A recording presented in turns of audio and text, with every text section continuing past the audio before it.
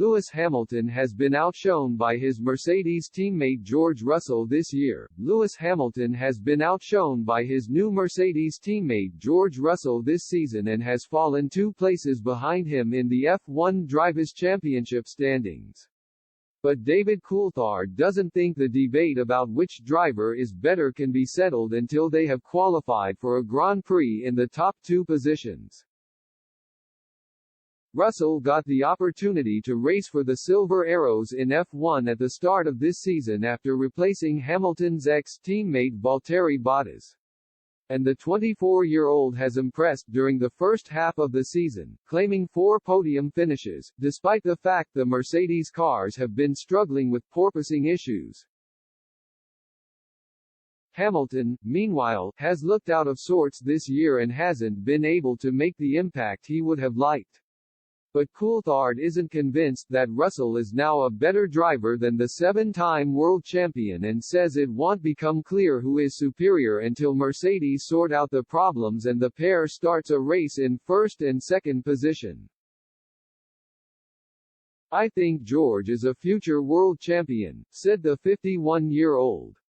"I think he's a fantastic driver and I think he's earned that place in the team. But we won't truly know how he compares to Lewis until they have a winning car again because, right now, this is the best car that George has ever driven, relative to where the fastest car is, and this is not the best car that Lewis has driven. It's 2 different mindsets, 2 different phases of their careers. And that's why right now you go, oh, George is outperforming Lewis.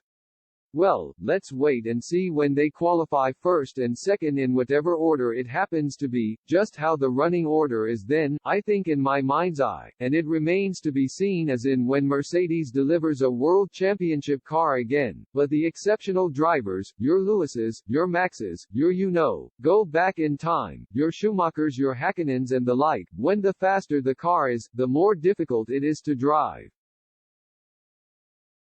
That may seem counterintuitive if you've not done anything more than a better car thing, but they all have the same tires.